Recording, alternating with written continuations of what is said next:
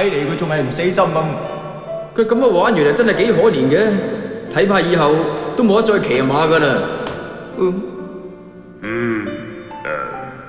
范副先生，俾你嘅。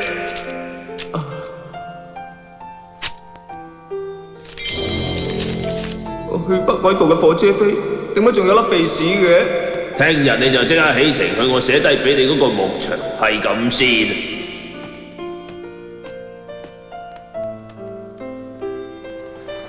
咁即係炒我魷魚啫！我嘅騎師生涯玩完啦，隨住火山嘅死，我嘅事業亦都畫上咗句號。間族哥哥，我都好明白你而家嘅心情嘅。如果可以嘅，我好希望你可以做我嘅騎師啊！只不過我咁細隻，睇怕都冇人可以騎到我噶咯。拉屎壯啊！你真係隻好心地嘅狗。我都話我唔係狗咯，我係一隻馬，我好想成為一隻競賽馬噶。啊！你又嚟啦，都話咗唔好再同我講笑啦。不過如果真係有隻好似你咁樣嘅競賽馬啦，咁我都仲有機會嘅，我可以做你嘅騎師出賽。係啊，點解會咁樣嘅？我咁細咁矮，但係你騎上我度，竟然會啱啱好喎！喺咁多個騎師之中呢，我嘅身形啊係最矮細嗰個啊，而且我對腳呢亦都係好短嘅。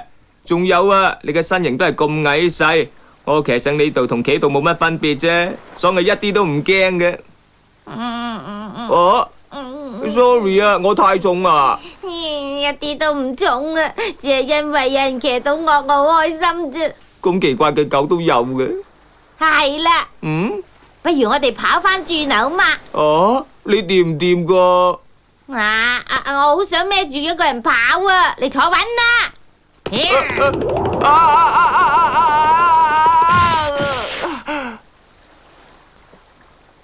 哎呀，好痛啊！係啊，哥哥啊，你點啊？你呢隻係咩狗嚟噶？算數啦，我諗都係唔得噶啦，冇人可以騎到我出賽噶啦。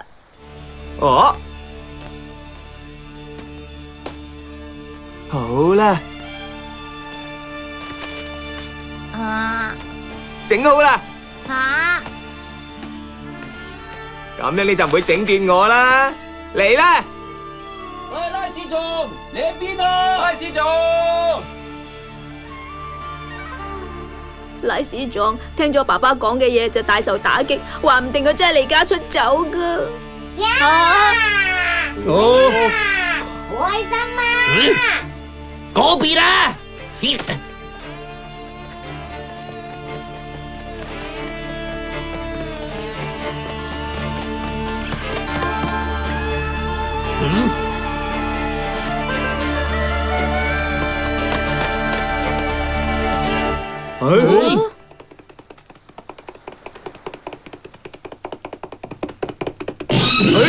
唔係啊嘛？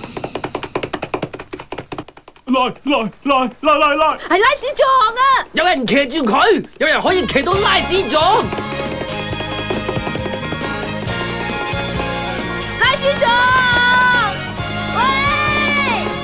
拉屎壯，大哥阿星，我得咗啦！我俾人騎住都可以跑得好快呀！犀利啊！呢隻究竟係咩狗嚟噶？你搞錯咗啦，佢唔係狗，係馬嚟噶。拉屎壯係一隻好出色嘅純種馬嚟噶，佢係櫻花賞嘅冠軍，鹿子所生嘅子嗣嚟噶。原來你真係馬嚟噶！我一早就已經講咗噶啦，不過你唔信啫嘛。得咗啦！得咗啦！我終於可以再騎翻馬啦！我竟然唔再驚，我可以繼續做騎師啦！你睇到馬火山，多謝你啊，拉屎壯！其實講多謝嘅應該係我先啱嘅，哥哥。好嘢啊！終於有人騎到我啦，我可以做一匹競賽馬啦！拉屎壯！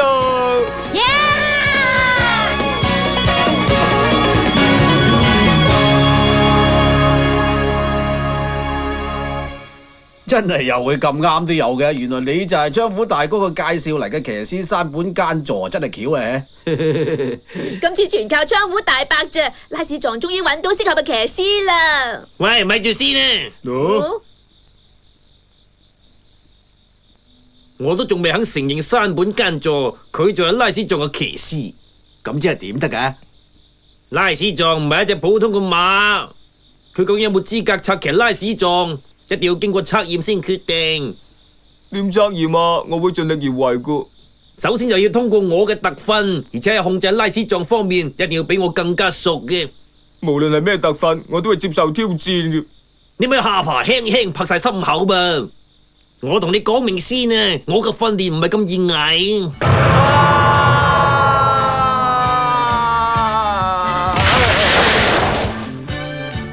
正春菜啊！我同你講過幾多次啊？揸房車同埋揸電單車又點可能用同一個方法先得噶？用騎普通馬嘅方法唔掂噶，騎拉屎撞係用特別嘅方法嘅。我知啦，請你再俾我試多次啊！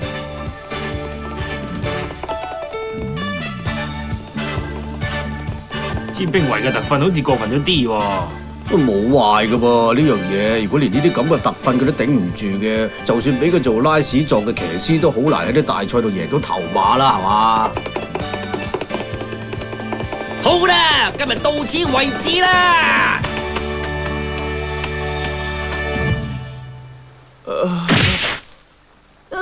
間座哥哥，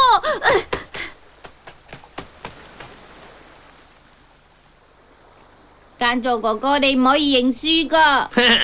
間座嘅技術已經一日進步過一日，照咁睇嚟呢，我留喺呢度嘅日子都唔方會好長。你頭先講咩話，大哥？冇嘢，冇講嘢。我求其發下一瘋咁啫嘛。間座哥哥嘅特訓每一日都要練到好夜噶。好快到咗秋天啦，有一日。好啦，係時候做速度測試。阿勝負責打標，環繞綠色牧場跑一個圈呢，大約係1500米左右。嗱，記住放鬆啲，當係玩咁就得噶啦。千兵衛兄，聽住啊！你要當真係比賽咁全力以赴。如果你唔盡力嘅，就因住嚟。阿勝，醒定啲，咪打錯標啊！知啦，拉屎撞開始啦！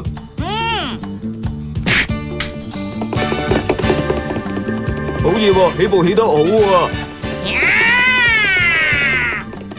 步速太過快啦！拉屎撞啊，步速快咗啲啊，留翻啖氣等陣至衝啦。咁快就發現到。好啦，要轉第一個彎啊，唔好波歐啊！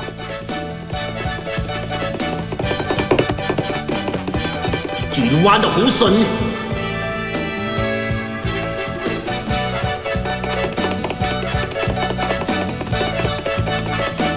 好啦，轉入直路咧就要加速噶啦，衝啊！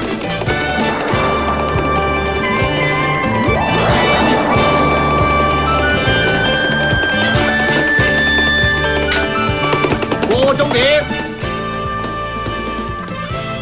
係1分32秒3啊，好犀利啊！拉屎撞，你都算騎得唔錯喎，間座。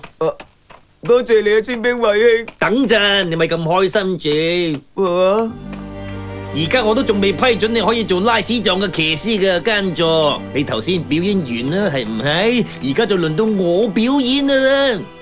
如果我所做出嘅時間冇你頭先咁快，我就會俾你做拉屎撞嘅騎師。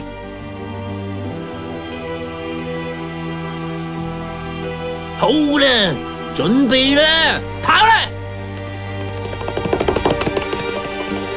你究竟想點啊？